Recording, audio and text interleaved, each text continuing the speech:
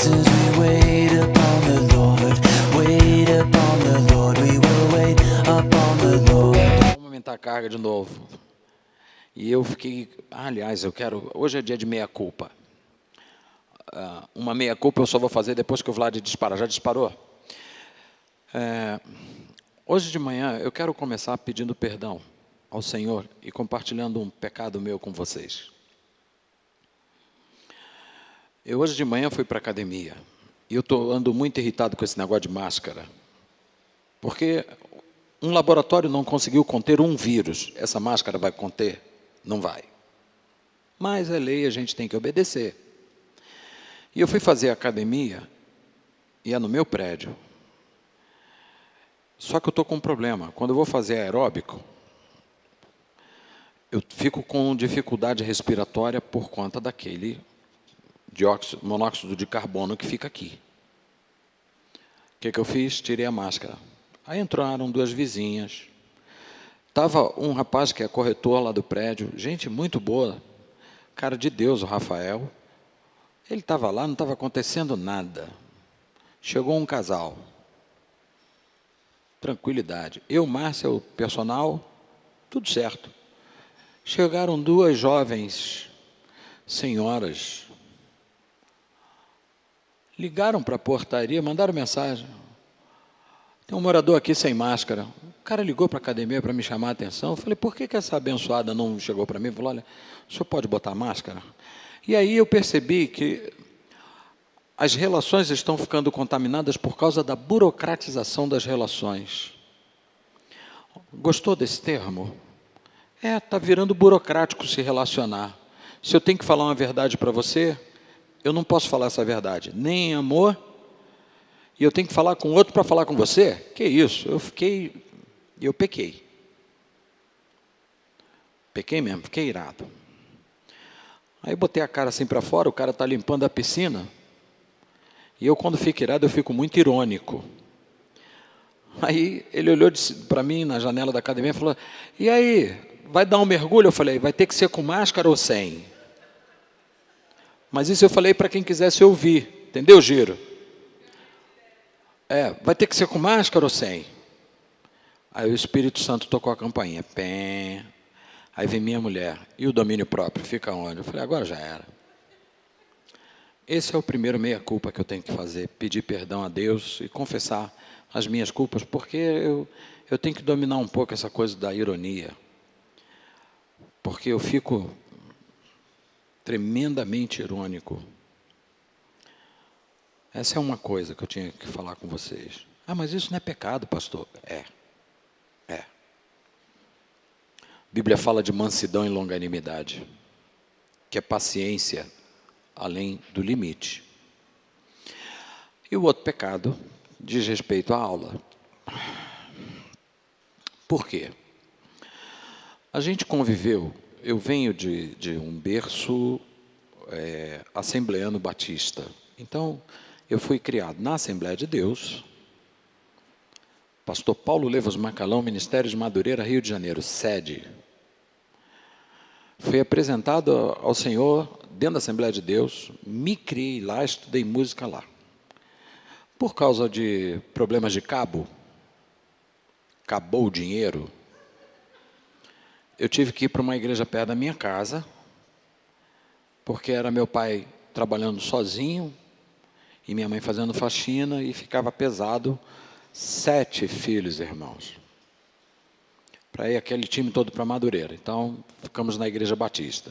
E ali eu me desenvolvi, teologicamente, conhecendo Bíblia, estudando, porque o povo batista é muito apegado à questão da palavra, muito apegado. E os pentecostais, muito apegados ao xalabracaia, aos xúrias.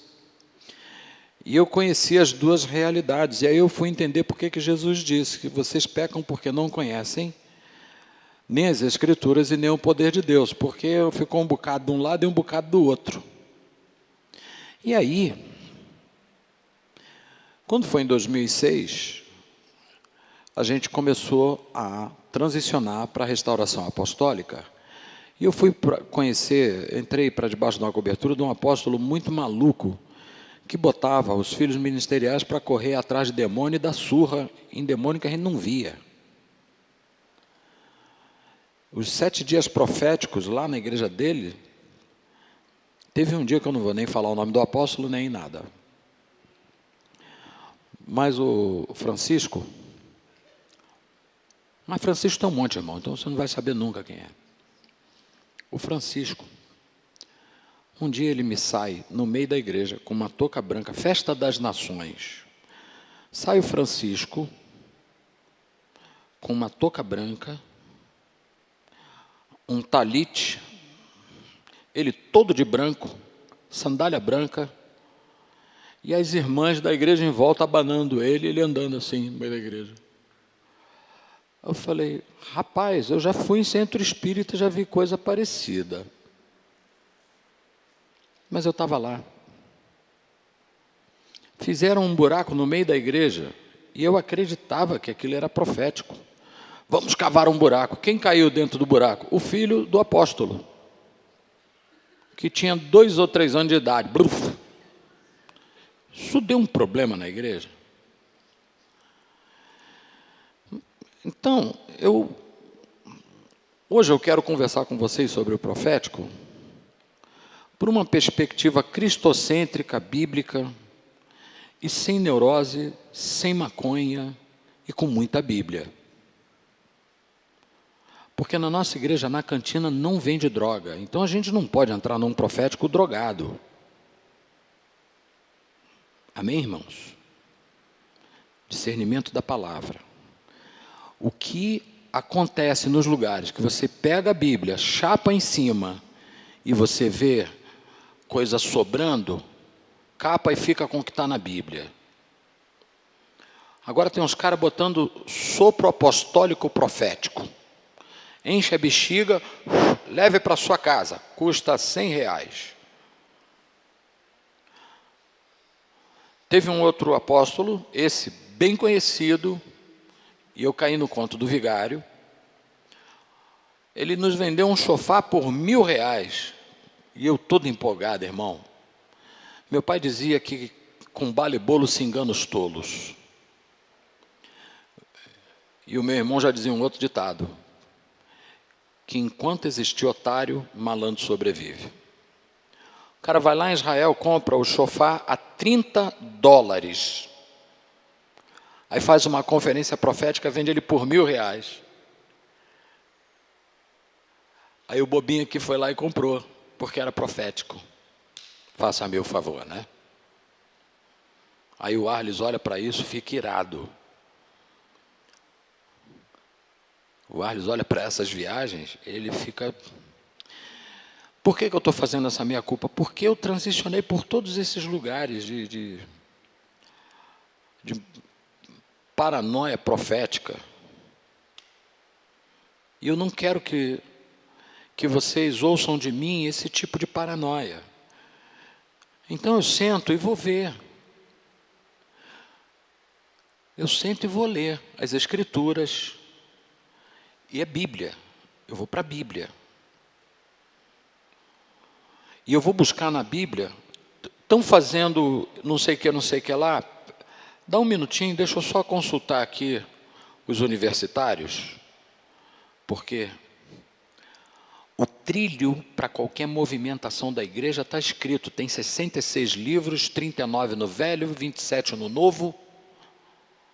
31.120 e poucos versículos. E acabou. Não tem que acrescentar nada a isso. Você tem que ler. E a chave hermenêutica para você ler isso é Jesus Cristo. Apocalipse 19. O testemunho de Jesus é o espírito da profecia. Então, não tem viagem, irmão. Não tem viagem. Tem Bíblia. Tem Bíblia. A igreja de Bereia ouviu Paulo e os apóstolos pregando e falou assim, aguenta aí, a gente vai dar uma sacada nesse negócio aqui, pelas Escrituras, e depois a gente conversa. A gente tem que aprender a ler a Bíblia. Sempre. Amém? Por que eu estou fazendo essa minha culpa? Porque eu também já fui maluco. Pegar a espada, ir lá para o Corcovado com um apóstolo, e ele arremessar uma espada, a espada ficar presa lá não sei aonde, não, porque o carnaval vai acabar. Não acabou, piorou. O carnaval do ano seguinte, os caras botaram os demônios tudo na rua. Não acabou. Entendeu? E a chapa ficou pior.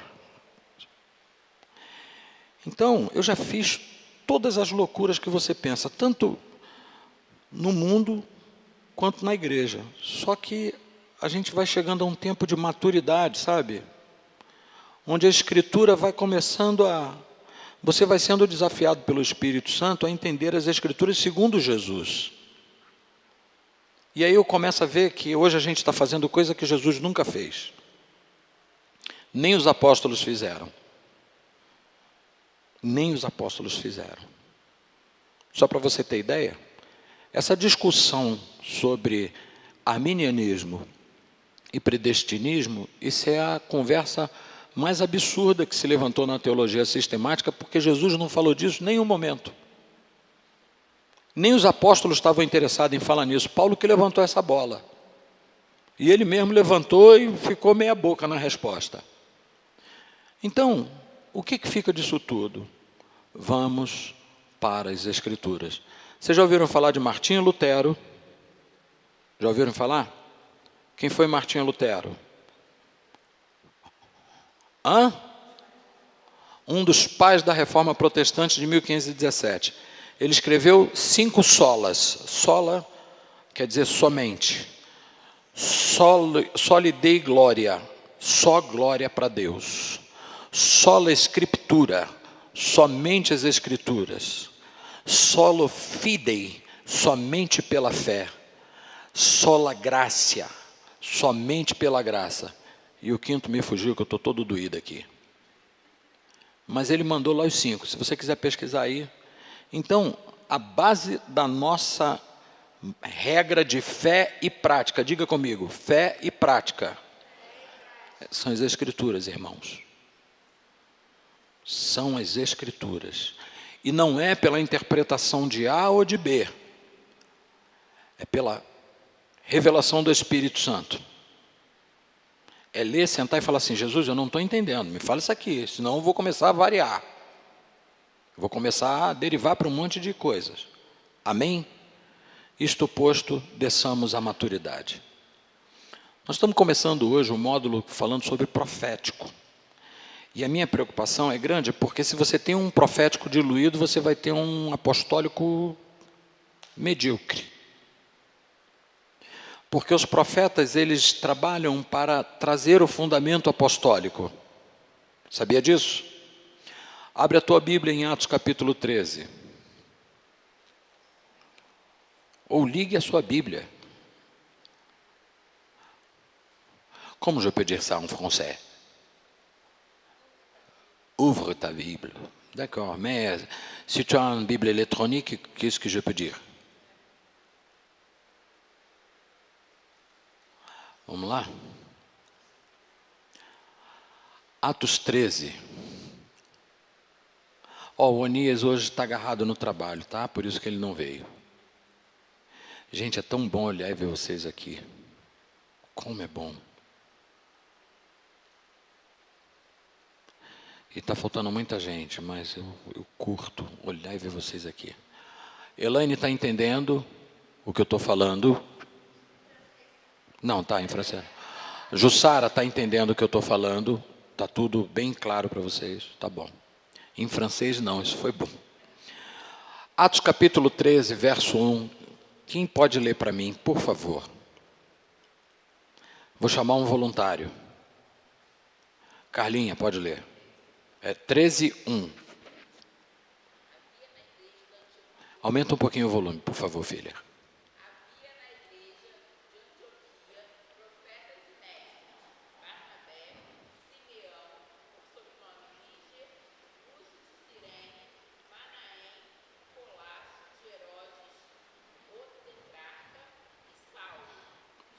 Então você está vendo aqui duas personagens, ou dois, que são fundamentais nessa história. Tem um monte de gente. Primeira designação que vem, havia o quê? Profetas e... Você tem dois ofícios estabelecidos nesse lugar de oração. E começa a dizer quem eram os caras que estavam. E no versículo 2 diz assim: e orando eles e jejuando, disse o Espírito: apartai-me a Barnabé e a Saulo para a obra que eu os tenho chamado. Me arrepiou isso. Separa dentre esses que estão aí, Paulo e Barnabé. O que está acontecendo nesse momento? Diga comigo: comissionamento apostólico. Paulo ainda não tinha sido ungido apóstolo. É nessa hora que ele é chamado. Bom, quem que vai enviar e estabelecer o apostólico para as nações naquele momento? Diga comigo: os profetas e os mestres. Você pega 2/3 das cartas do Novo Testamento foram escritos por Paulo. O Evangelho atingiu a Europa por Paulo e Barnabé. Então, o trabalho deles começa num ambiente profético e mestral. Porque aonde só tem profeta, vira uma loucura. É preciso que os mestres cheguem e falem assim: oh, menos. Sossega aí, mano. Vamos para cá. Então, para a gente entender que se a gente não tem um apostólico claro, definido, operacional e cristocêntrico, é porque antes veio um profético diluído.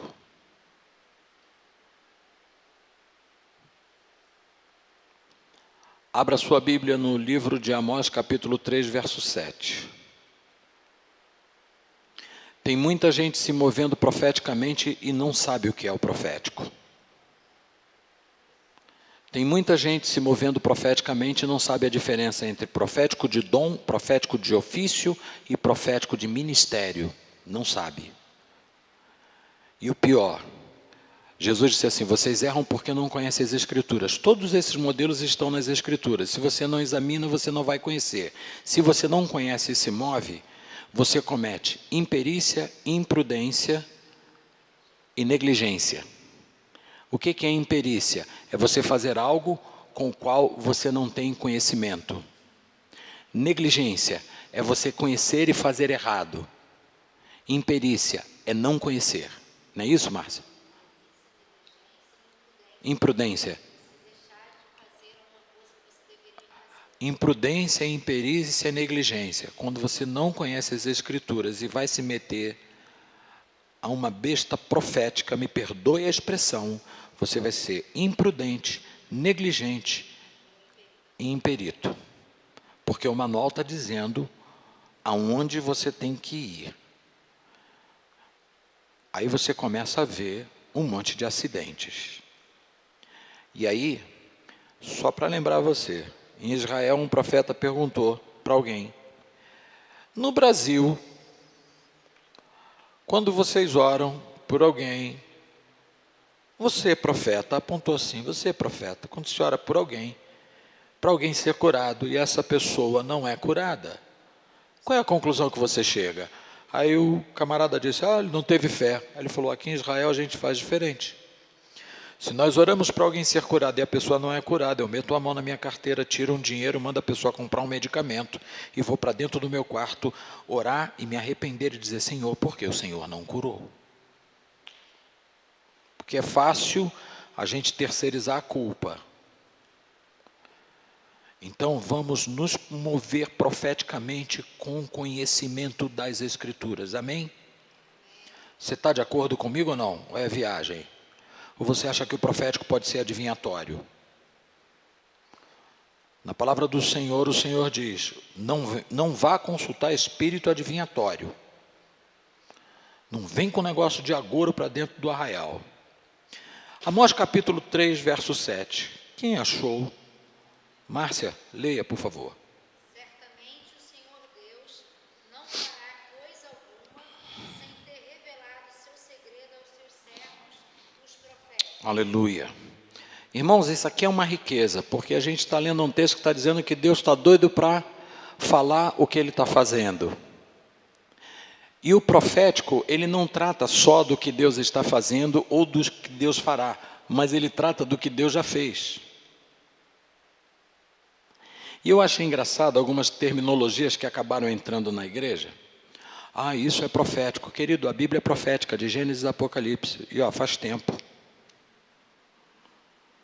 A nossa realidade como igreja é uma realidade profética, porque uma das traduções do termo grego para profetizar é proclamar a palavra. Então, uma igreja que não é profética, ela é patética. É como eu já disse antes, ela é uma igrejumba. Ela está misturando igreja com macumba. Uma igreja profética, ela é uma igreja eminentemente proclamadora. Não existe profético, não, nosso culto, não sei o quê. Se o culto é profético, ele tem que levar o povo para Cristo. Tem que levar o povo para Cristo. Amém? Isso é Bíblia. Ah, tem base bíblica? Opa! Para quem que Paulo profetizava? Ele vai dizer para a igreja de Corinto, quando vocês profetizarem, em vez de vocês ficarem falando em línguas alto dentro da igreja, é melhor que vocês profetizem, porque o cara que vai entrar dentro da igreja e ver vocês falando em línguas, e não tiver quem traduza, vai achar que vocês estão tudo doidão. Então, profetiza, porque o que ora em línguas edifica a si mesmo, e o que profetiza edifica a igreja. Mas Paulo não está usando o termo profetizar no sentido restrito do eis aqui meu servo, falo contigo desta hora, presta a tua atenção, jacaré quer te abraçar. Não, Paulo está dizendo sobre a palavra revelada para a igreja. É o nível mais alto de profecia. Aí vou te dizer o que acontece com o apóstolo Davi. 2003. Tem um monte lá no Rio chamado Monte Horebe. Imagina o que é. Me liga um amigo que se move muito no profético, homem de Deus, que se move no dom, que vocês vão aprender a diferença entre dom, ministério e ofício. Tá? O cara se move no dom. Me ligou, falou assim, a família dele é fundadora da escola de samba Estácio de Sá. Ele era passista da escola Estácio de Sá. E o cara se converteu, mas continua com aquele swing carioca sambista, até para profetizar. Pra você ter ideia, ele entrou numa reunião de consagração, tinha uma menina assim, muito desprovida de beleza. Muito desprovida. Ele passou por ela, voltou e falou assim, se preocupa não, Jeová está arrumando um corajoso para casar contigo. E seguiu em frente. Mas esse meu amigo, ele me ligou e disse assim, eu numa luta, giro, eu estava raspando a parede com colher, o azulejo com colher para ver se saía alguma coisa, não saía nada.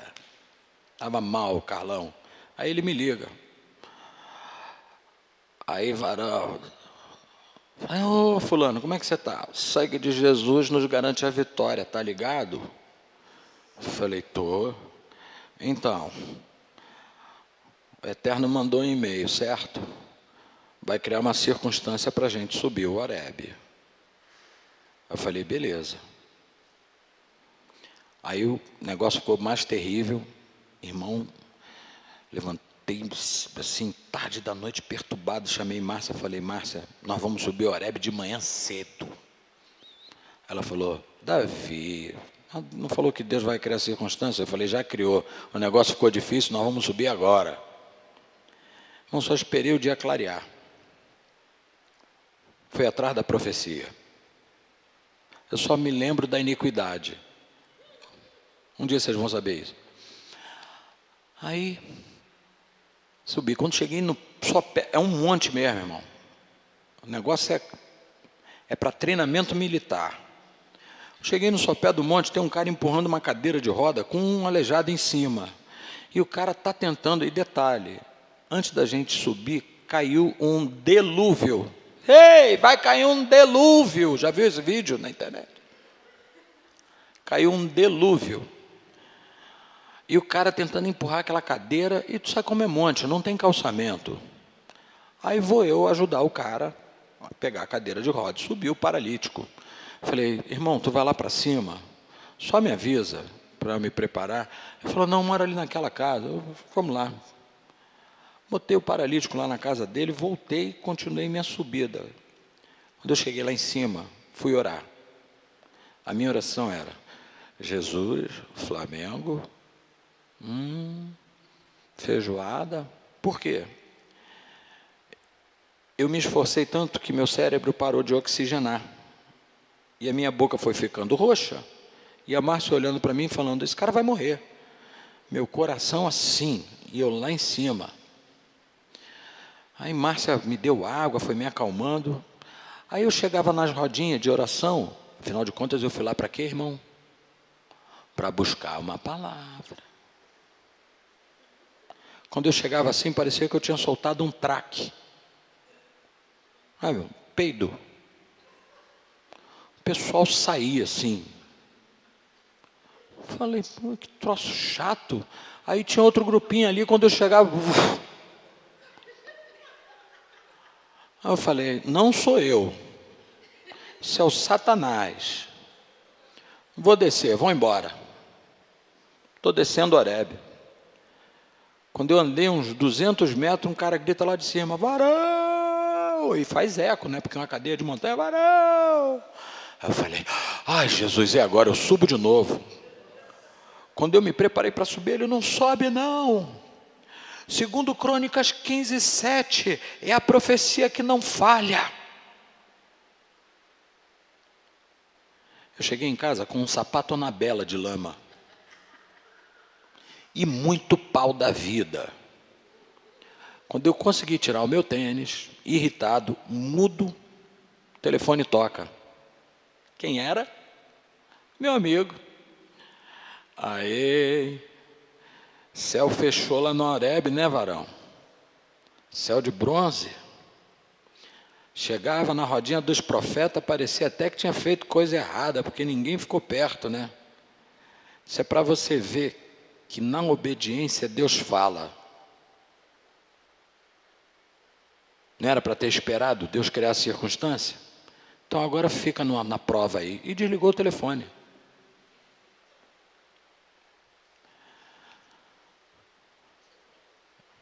Profético e o patético. Quando junta o profético com o patético, dá um problema.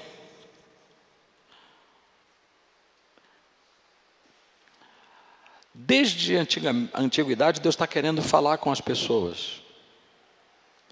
E uma das coisas que o profeta tem que ser é um cabra estranho de orelha grande. Porque ele tem que ouvir mais do que falar. Porque ele está sendo chamado para ouvir a Deus. E não necessariamente falar. Tem coisas que Deus vai informar o profeta e vai falar, cala a boca. Não é para você dizer nada. Você vai olhar e ver o que vai acontecer. Sabia que acontece isso? Mas tem profeta que tem coceira na língua. E isso é um problema de autoafirmação. Porque ele precisa se autoafirmar como profeta. Eu hoje estava conversando com a Rosa, e eu disse um negócio muito sério para ela. Ela veio me fazer uma pergunta cabulosa. Você conhece a Rosa, não conhece? Rosa é menina de Deus, né? Ela agora está ficando bronzeada, ela está Cismou que quer ter pele de carioca. A Rosa chegou para mim e falou assim, o senhor que é uma pessoa que andou nos círculos High Society, eu toquei na casa do dono da Odebrecht, fui fazer um show lá com o Calbi Peixoto, e eu sei o que é caviar. Tem gente que nunca ouviu, não conhece, só ouve falar, mas eu já comprovei. Então, ela perguntou assim para mim,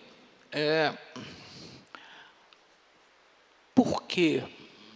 O que o senhor detecta que há de diferente nas pessoas do mundo que não têm a Cristo, que não conhecem a palavra, e nós que conhecemos o Evangelho, vivemos realidades tão díspares de coisas que eles vivem lá fora, em termos, e ela foi enfática, em termos sociais, vamos dizer assim. Vamos dizer, vida próspera. Aí eu falei para ela uma coisa, eu disse assim, Rosa, eu conheci alguns milionários. E um deles vinha atender eu e Márcia, aliás, isso gerou até problema no meu casamento com ela, porque o cara era judeu, ele era sócio do Eike Batista. Ele tinha um prédio na Barra da Tijuca só para fazer exames laboratoriais em executivos, CEO de grandes empresas. Negócio chique.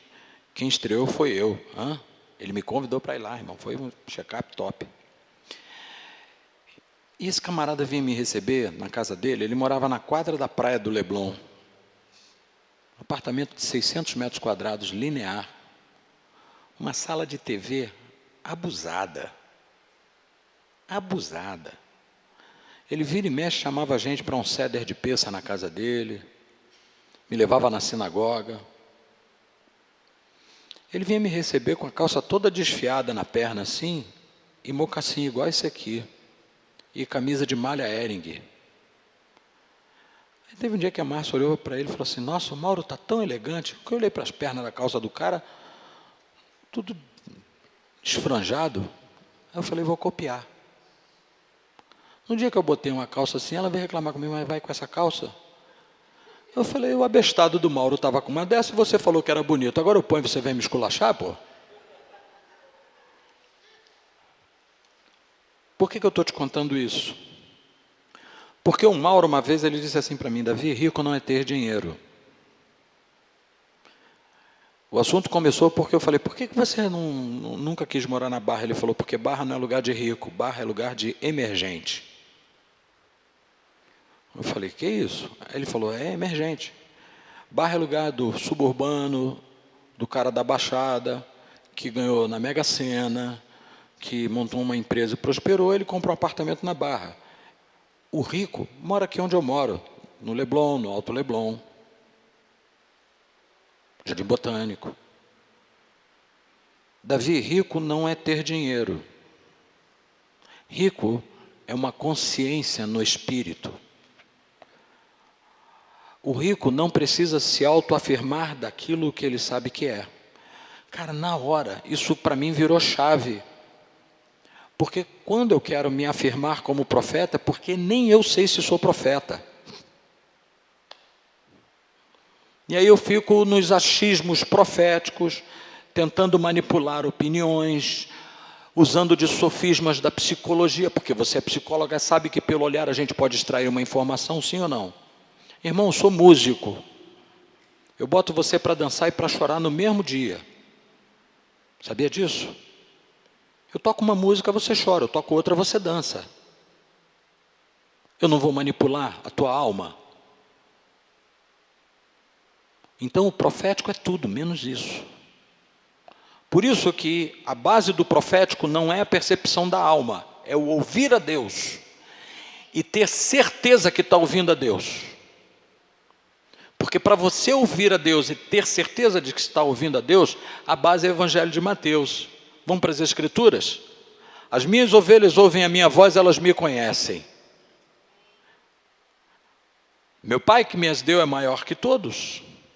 O ladrão, elas não seguem, porque elas não conhecem a voz dele, mas a minha elas conhecem, e elas me seguem.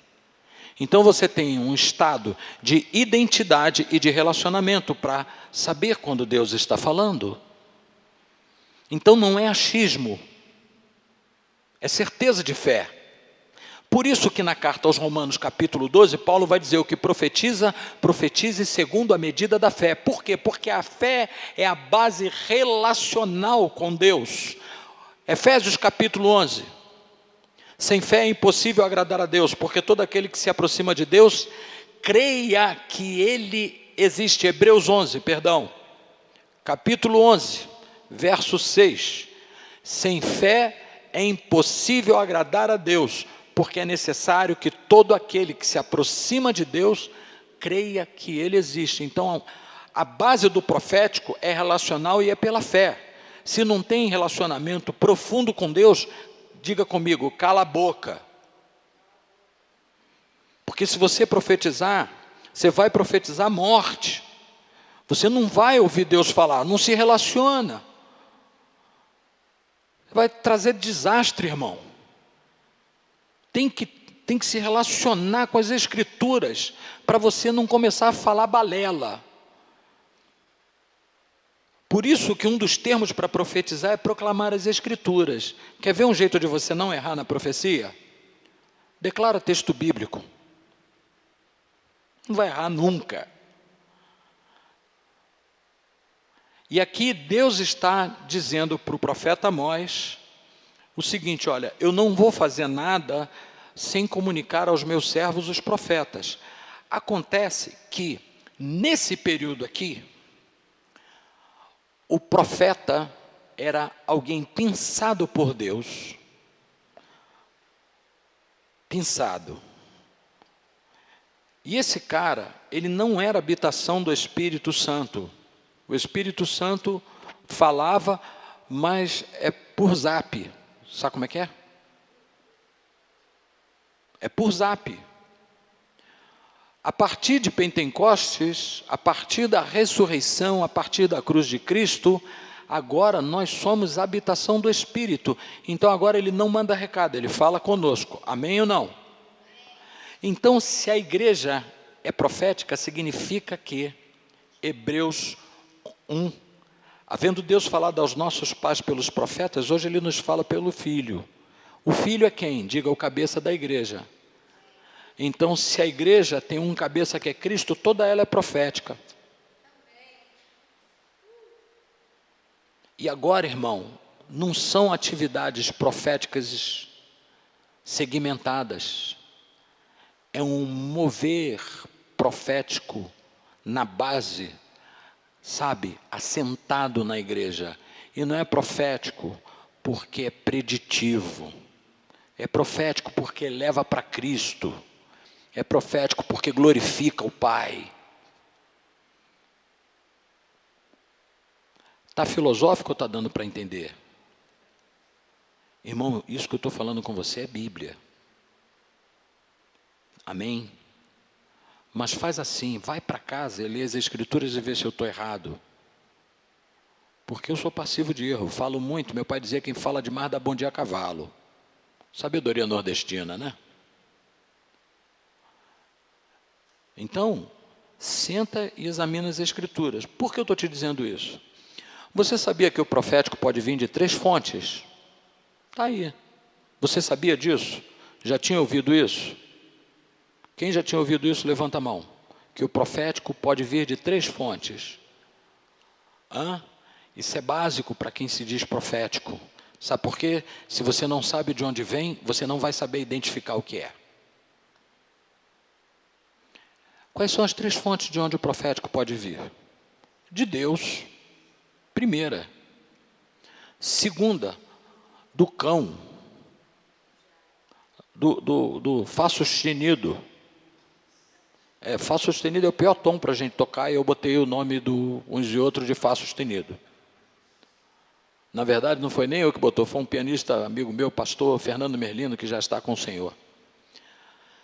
Botou o apelido do cinzento de Fá sustenido. Então, o profético pode vir de Deus, o profético pode vir do Satanás, e o profético pode vir da alma do homem, do coração do homem. Vamos ver o profético vindo de Deus? Como é que funciona? Profético vindo de Deus. Eu curto muito, irmão. Quando o profético tem a sua fonte, obrigado.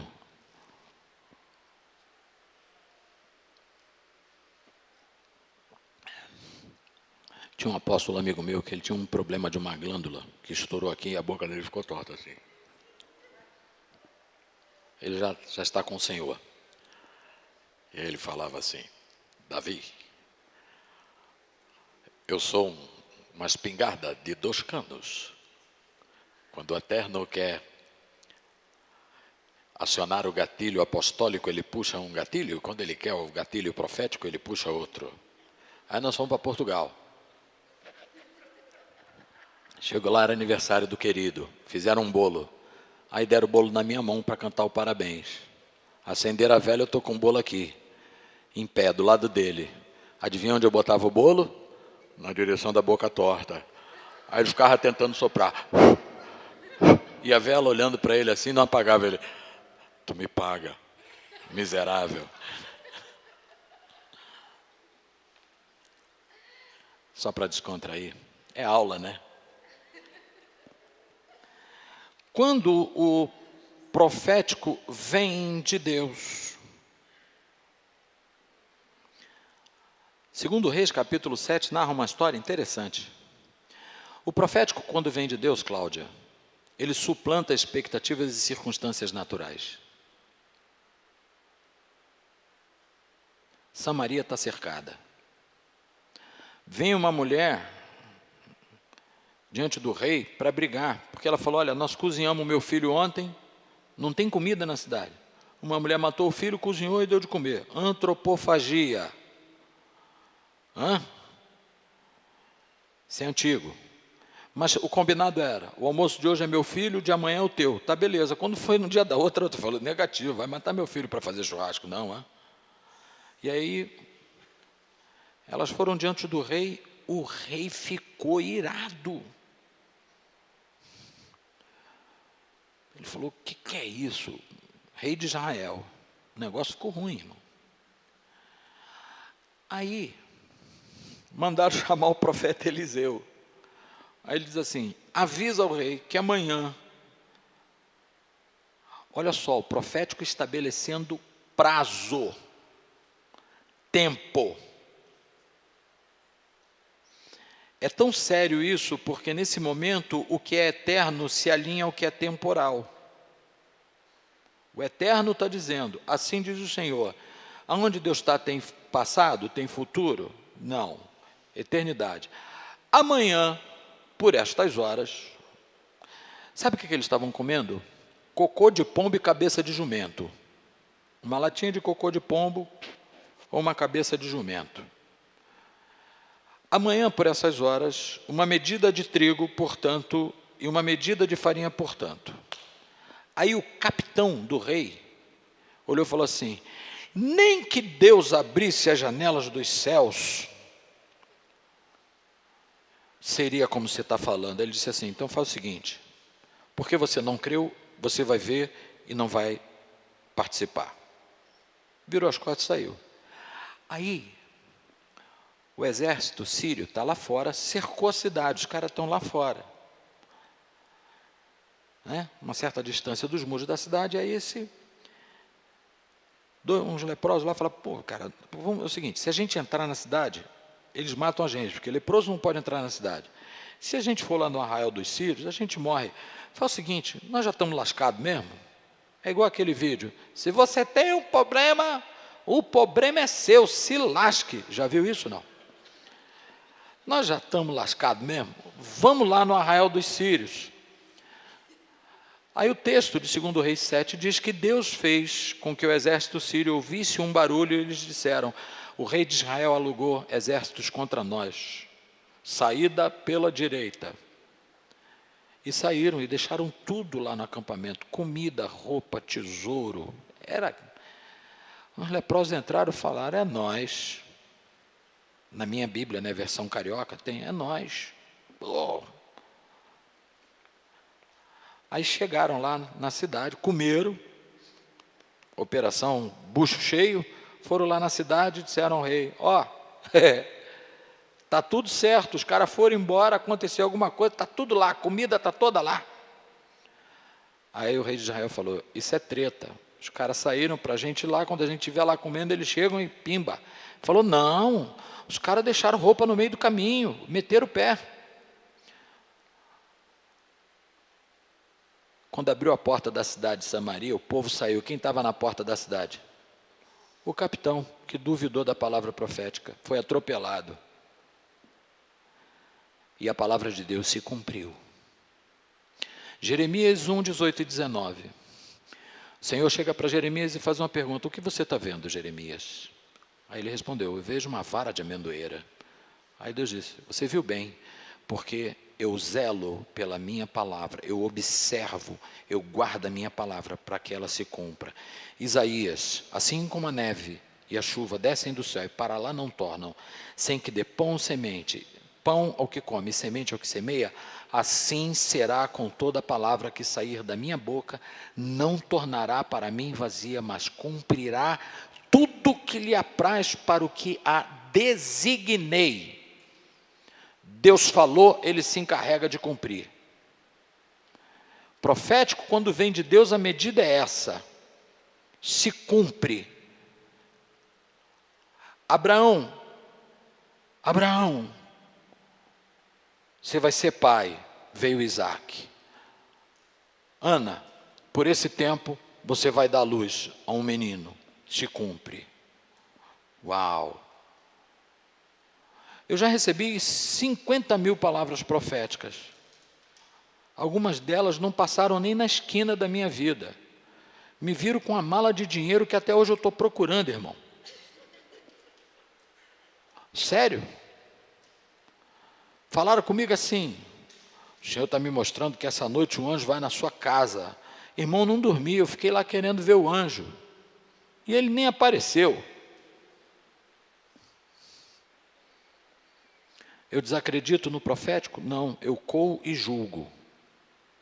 Não o profeta, mas a profecia. Amém? Então diga comigo, quando a palavra vem de Deus, ela se cumpre. Eu não preciso ficar preocupado. E se cumpre mesmo. Agora, mas será que o diabo pode ser uma fonte profética no meio da igreja? Oh. Segundo Crônicas, capítulo 19 e 20. Acabe chamou o perturbado do Josafá, o abestado. Me perdoe, Jesus, mas o teu servo foi um desalinhado. Josafá, rei de Judá, Acabe, rei de Israel. Aí o Acabe chamou Josafá e disse, você vai à guerra contra Ramote e Gileade comigo? Aí o Josafá, assim que o meu coração é um contigo, você pode acreditar.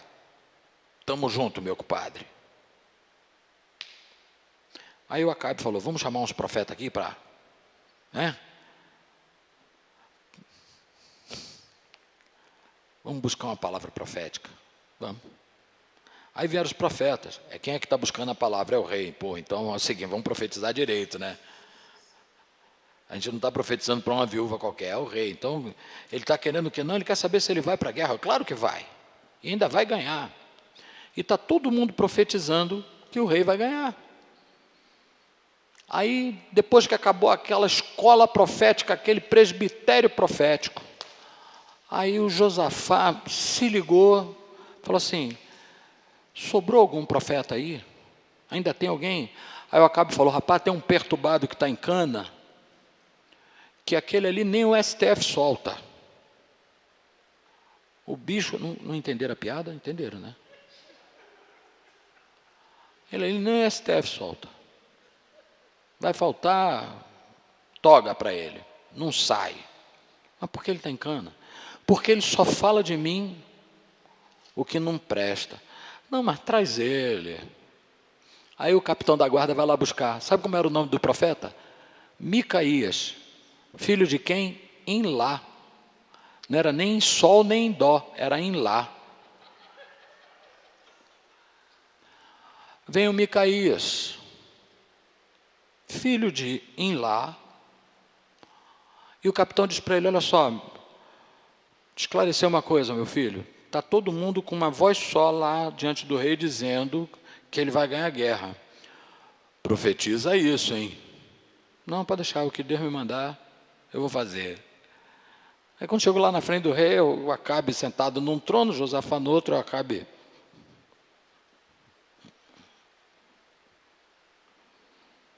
Escuta aí, menino. Ah, menino. Fala comigo, menino. Deixa de ser menino, menino. Posso ir à guerra?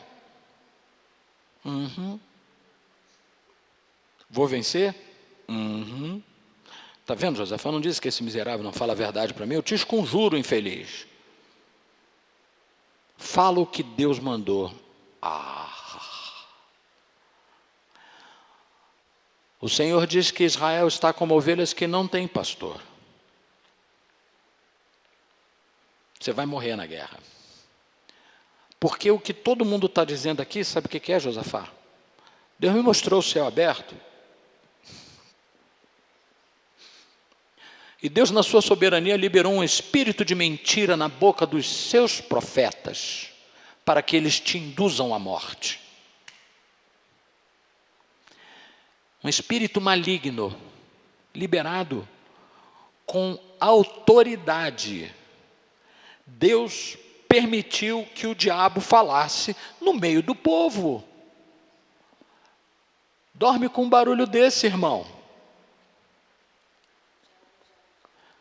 Lutero dizia que até o diabo é o diabo de Deus. E aí sabe qual é o recado do diabo? Vai que você vai se dar bem, você vai vencer, você vai reinar em vida, conquiste. Tá bom. Leva ele de volta para a cadeia. No dia seguinte, Acabe morreu.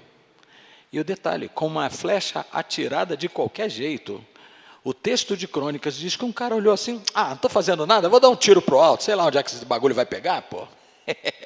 E olha como é que é a coisa. Os profetas estavam dizendo que Acabe ia sair o quê? Vivo. Aí sabe o que ele falou para o Josafá? Fala o seguinte, vamos fazer uma treta aqui nós dois. Entendeu? Tu é meu truta. Certo, mano? Então nós vamos fazer um combinadinho aqui. Eu vou vestido de soldado, mas você vai de rei. Por quê? O exército inimigo não ia correr atrás do soldado, ia correr atrás do rei. Ó, gente boa. Acabe com ele. Tá bom. Aí o rei de Judá, Josafá, está em cima do carro dele, de repente vem os caras. Aí ele falou, ai meu Deus, eu vou morrer, papai, por que eu fiz aliança com esse miserável? Aí os caras falaram, não, esse aí não é o rei de Israel não, pô, isso é fake. Aí o Josafá salvou. Se o Acabe estava tão seguro de que ele saía vivo dali, por que ele precisou de uma estratégia humana para sobreviver? E humana que expôs o outro ao perigo. Irmão, que palavra profética é essa que me sustenta nesse nível de estratégia? Vá para o quinto dos infernos. Me perdoe. Aí, um abestado lá do exército sírio, não estou fazendo nada, não tem ninguém para eu matar. Pim! Era a flecha do Zé Corubu, irmão. Sabe quem é o Zé Corubu, né? Aquele cara do pica-pau. A flecha veio a esmo, está o Acabe em cima do carro. Sabe por onde a flecha entrou? Pelas brechas da armadura de Acabe. Na brecha da armadura. Sabe como é que era uma armadura? Era uma coraça. Entrou aqui, ó. Estou ferido, me tira do campo de batalha. A palavra do profeta, lá atrás tinha sido, ó, os cães vão lamber o teu sangue. E está sangrando na carruagem. Tira. Acabe morreu. O cara foi lavar a carruagem dele numa fonte. Está lá lavando. Quem veio lamber? Os cães. Profético, quando é de Deus, irmão, se cumpre em detalhes. Quando é do homem, filho, você vai atrás de estratégias para se proteger, porque você não está seguro daquilo que foi dito para você. Que foi o que o Acabe fez. Quando vem do cão, é esse o resultado da palavra profética. Bota você com estratégia humana. Para quê? Para você se arrasar. Então, profético quando vem do Senhor, profético quando vem do falso sustenido, e o profético quando vem da própria alma. É possível? É. Olha o texto que está escrito aí para você e para mim, na página...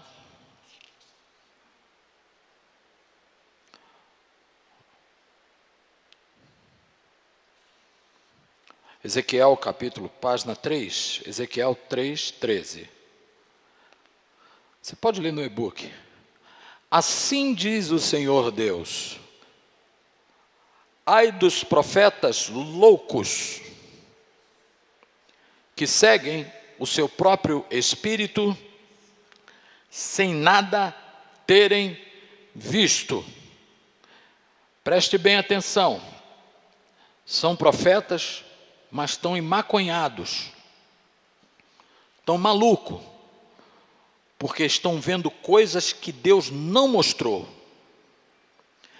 Aí chega lá no verso 6, ele diz assim: tiveram falsas adivinhações, tiveram palavras falsas e adivinhação mentirosos que dizem: o Senhor me disse, quando o Senhor não os enviou, e esperam ainda que a palavra se cumpra.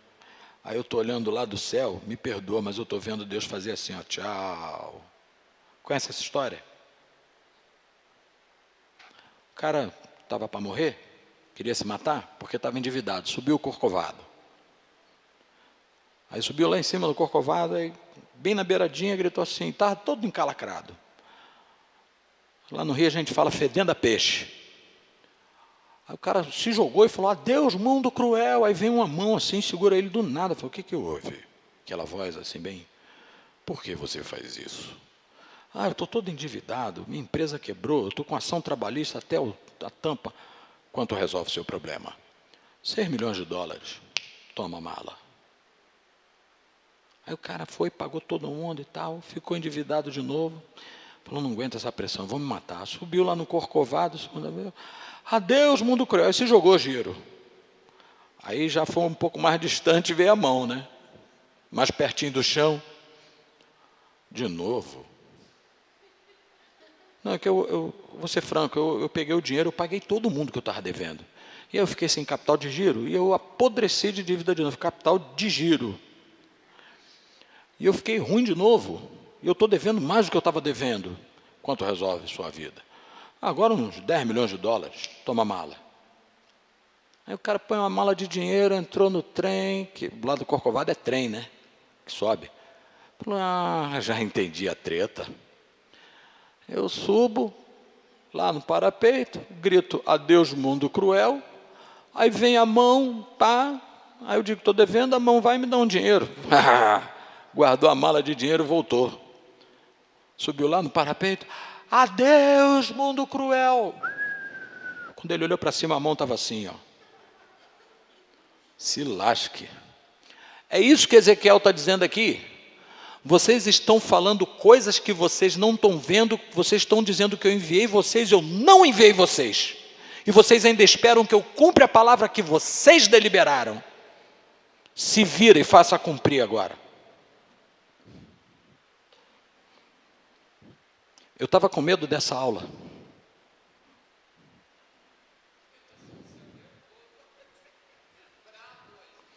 Eu estava com medo dessa aula. Porque isso gera enfermidade no meio da igreja. A igreja do Senhor, ela não padece por causa do mundo, ela padece por causa da própria igreja. E a nação sofre a igreja que tem.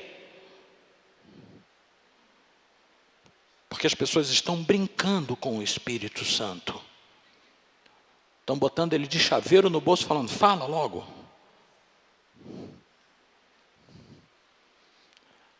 De onde vem o profético, irmão? De Deus. E tem um outro negócio. O que Provérbios fala do coração do homem? Você imagina uma profecia que emerge do coração. Aí sabe qual é o respaldo que os caras querem me dar? Quando a gente senta para conversar, né? Não, mas Elias falou, segundo a minha palavra, não chova. Ah, passa amanhã, vai ler as escrituras, querido. Vai ver como era o papo do cara. O alinhamento dele com o eterno.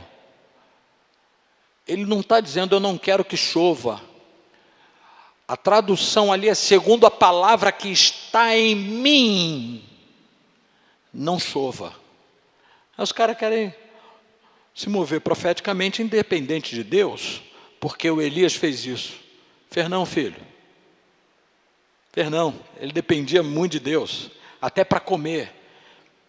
Porque quando Deus fechou a torneira porque ele falou que não ia chover, Deus falou, estou preparando para você uma viúva ali, vai lá que está tudo certo. Antes passa ali no Ribeiro de Querite, dá um tempo ali para não ficar ruim. Entendeu? Aí, Deus mandou urubu para servir Elias. Podia até ter mandado, pena que não foi urubu, tá? Porque corvo, em hebraico, a palavra é beduíno. Os caras de preto do deserto, que não eram os corvos. Eram homens do deserto que foram lá levar comida para Elias.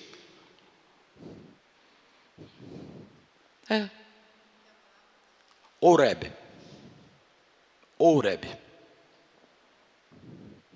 Beduíno. Deus era poderoso para mandar o corvo. Eu não tenho a menor crise com isso. Agora, eu queria dizer que Deus fez um negócio só para justificar a minha opinião, torcendo as escrituras para minha conveniência, pegando um texto bíblico para dizer que eu posso fazer isso porque Deus fez. Não, irmão, não brinca com isso não. Não brinca com isso não. Estou nervoso, né?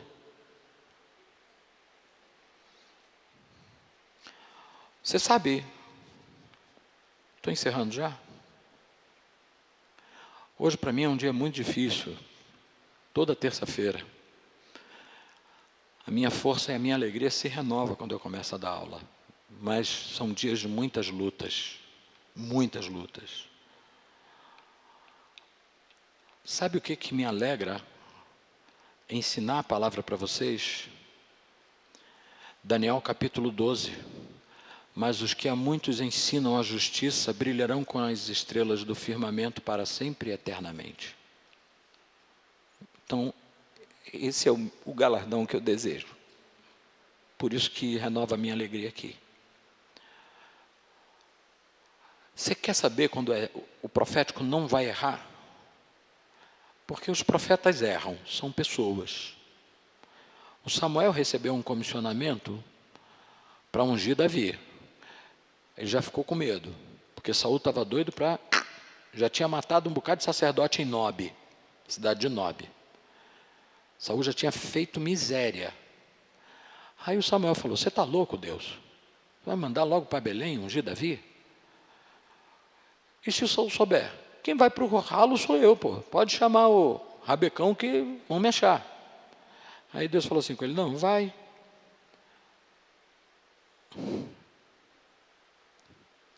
Por que às vezes quando Deus manda a gente fazer alguma coisa a gente tem medo? Vai. E se alguém perguntar por que você está subindo a Belém, diga, eu vou sacrificar ao Senhor. Levanta um altar lá para mim, quando acabar o culto, tu vai lá e pimba no Davi. Tá bom. Aí chegou lá na casa do Davi, o profeta, que está com um mandado de Deus, olhou o bonitão, mais velho, Carim. Eu vi um filme essa semana, que eu falei para a Marta, eu vou ficar bonito igual esse cabra aí. Carim. Aí olhou para o Carim, falou, está diante de mim ungido do Senhor. Aí Deus falou com ele, tu acha mesmo que é isso aí? Você está julgando segundo o quê? A aparência? Não. Aí vem outro bonito igual Giro. Aí ele falou, agora é esse aí. Não. Não, não, não. Cara, e o discernimento desse profeta, bicho, está onde? Está no coração dele, porque ele está julgando o tempo todo como na fonte enganosa. Está na fonte enganosa, está tirando do coração. Pô, que cara bonito, hein? Isso aí vai dar um reizão, hein? Estou até pensando em botar minha filha no rolo, se eu viro da família real. Está vindo do coração. E o coração do homem lida com o profético que vem do coração, e dá isso aí. Até que acabaram-se os mancebos. Não, tem um manezinho que está lá no campo. Traz ele. Porque enquanto ele não chegar, ninguém senta na mesa para comer.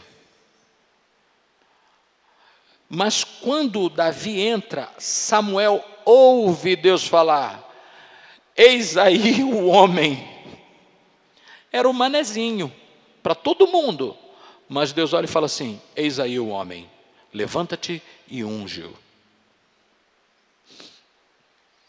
Eu imagino o tremor na mão do barba branca do Samuel, virando o chifre com óleo na cabeça do Davi, dizendo assim: hoje o Senhor te constitui rei sobre a sua herança. Comeu e foi para Ramá. Porque profeta que profetiza e fica esperando o reconhecimento, pô, cara, essa palavra aí foi top, hein? Pô. Ele não está muito certo do que ele é, porque ele está debaixo de um sentimento de autoafirmação.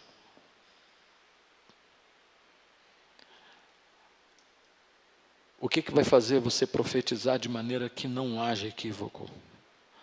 Leia a Bíblia e encha-se dessa verdade.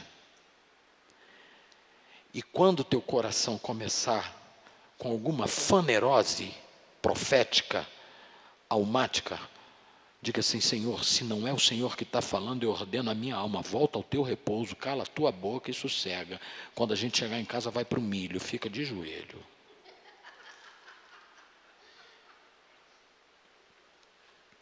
Agora, a Bíblia diz que quando o Senhor fala, as rochas...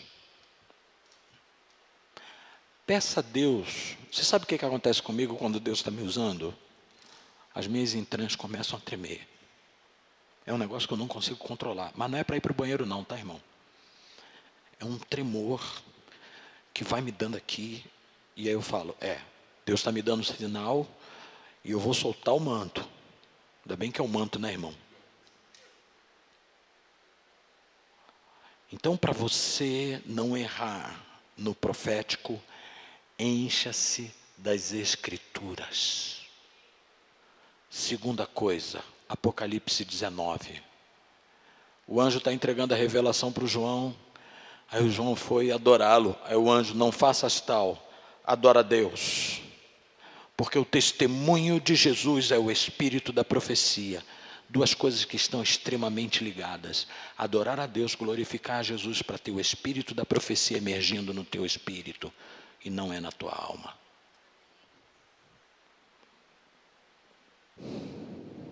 Acabou a aula. Acabou a aula. Te vira com isso. E seja maduro para lidar com as coisas de Deus, por favor. Seja responsável com isso. Porque a palavra diz que Deus vai demandar da nossa boca toda a palavra. Ei, você falou o quê?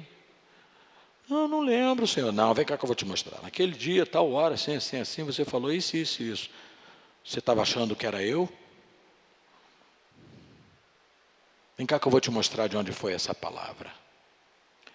Eu conheço gente que quebrou financeiramente por causa de palavra profética. E aqui eu não quero desqualificar a palavra profética. Longe de mim tal coisa. Eu quero dizer para você: tem espírito de discernimento. Tem espírito de discernimento. Para você ouvir a palavra, falar assim: é Deus. É Deus que está falando. Oi? E quem vai profetizar? Senhor, tu estás falando, me dá um sinal de que é o Senhor que está falando. Porque se a gente conseguir se mover com maturidade no profético, apóstolos maduros serão levantados aqui nesse lugar para as nações. E eles vão trabalhar glorificando a Cristo, exaltando o nome de Cristo e entronizando Cristo no meio da igreja. Não serão feudos, nem reinos pessoais, nem empregos. Serão manifestação de glória. Valeu?